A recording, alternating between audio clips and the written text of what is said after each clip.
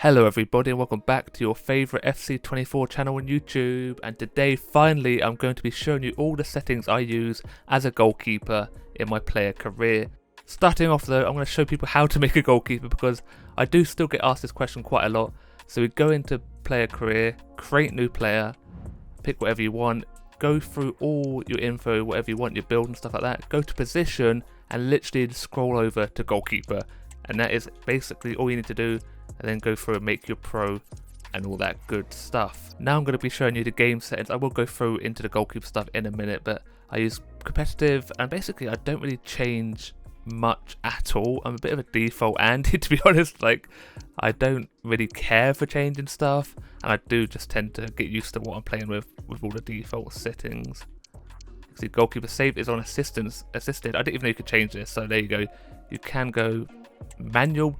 In the last few years though, whenever I changed it to manual, it would automatically default to assisted. So I'm actually going to change it to manual now, so that's going to be interesting for me to find out. Match settings, I do play on legendary normally for everything else, and 5-minute halves. I don't know why it's not showing us here, but maybe when I go into the actual settings. But here we are, the most important thing, the camera settings. You can see I play tele-broadcast for everything except be a goalkeeper. To be fair, if I play pro clubs, I will change it to the pro camera. But be a goalkeeper camera is pro, and these settings are weird because it says here it does not apply to pro camera. So even though these are all like set, I think it's like 2 or something, I'm not sure why.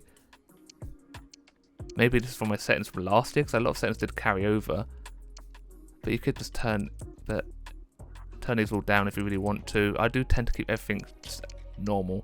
But yeah, it does say here, does not apply to pro camera, nor does that one. Does not apply to pro dynamic or end-to-end. Does not pro. Does not apply to pro. So I'm not too sure if these actually do affect the pro camera.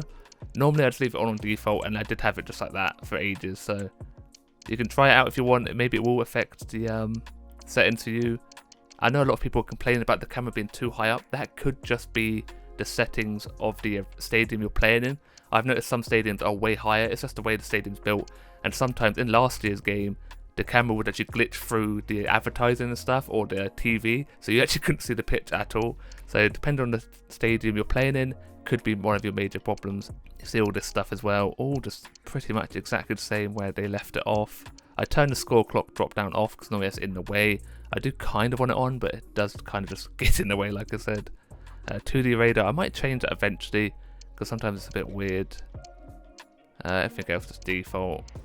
You can put your control overlay on here as well, so if you want to see a controller. I might put some of that. I might put that on for some of the episodes as well in the future.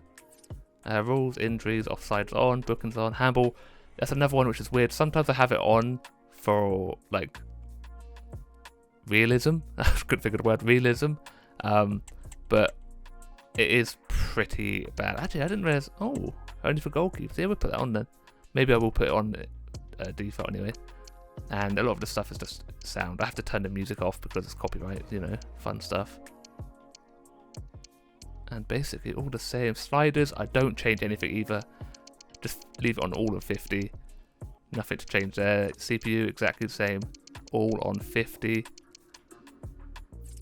You might want to up your injuries, because sometimes you don't get injuries at all. But yeah, see, all just even as you like, and then brightness and stuff exactly the same, just all on the default stuff. And now I'm going to go and take you to the in-game settings for the goalkeeper. Again, here we are for my game settings in the actual player career. See that all off on default and stuff, and the camera still on be a pro goalkeeper, and exactly the same as I had earlier. Visual stuff is still exactly the same. This is what people like to know, the position indicator. So that's the little mark on the floor. You actually don't need it, because even if you hold left bumper, you still automatically go into the right position.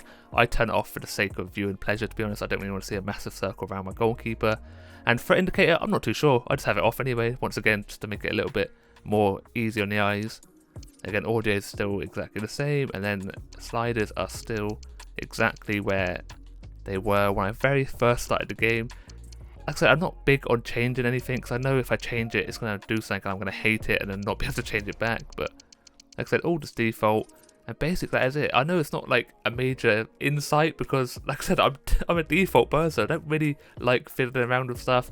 I'm quite happy with the way it is. The camera's been fixed this year for me. I know a lot of people have said like, oh, it's broken still, it's moving around loads, but I don't really understand why. All I can think of it is the stadium that you're playing in could be the major cause, or if you've accidentally pushed the move camera button, it could be messing around with that. But like I said, it does not apply to Pro Camera. A lot of this stuff, every custom camera setting doesn't actually apply to Pro Camera, so that could be just a random game thing in your end. I will go out and test actually. So I'm actually just going to go test out to see if it's people accidentally clicking the camera movement button. Because you see here, I'm floating above the pitch, following the ball around. Maybe people have this on accidentally, so when the ball gets close to your end, it will maybe put it a bit too high. Because normally this is exactly how the camera should be. It doesn't really move too much for me. You can see it gets the whole view of the pitch, and when they're attacking, it moves ever so slightly. But you can see here, right, they're finally getting onto attack. No, of course not. So when they get to an attack, I'll cut to see if it actually does affect it. So from the looks of it, it could be the fact people have accidentally clicked on the move camera button, which is on Xbox, it's the two little squares to the left side of the start button or pause button. On PlayStation, it's the exact same button, the one with 3 lines on it. So this is what happens. You move the ball, you can go back, push it again, it goes towards my goalkeeper, put him into goal quickly. And if I push it again, it moves up the pitch, but as they get closer, you can see it's moving around quite a lot, especially when they get real close, so you're bouncing around. So maybe people accidentally clicked that and said maybe it's the stadium as well. See, I can't see the ball. Actually, that's a great save. Maybe that's all I can think of that's happening, or your game's glitched out. So I'm sorry that I can't really help with that because I haven't really experienced it. All I can do is give you everything that I have on the game and all my settings that I use, and hopefully it can help you out. If not, I apologise, but like I said, I just play the game and make content on it. I have no input on what makes the game tick. So once again, if it doesn't help you, I apologise. If it does help you, I'm glad. But yeah, that's going to be it for today. I hope it helps you out, and I hope you enjoy the rest of the day. Look after yourself, stay safe, and I'll speak to you next time. Goodbye.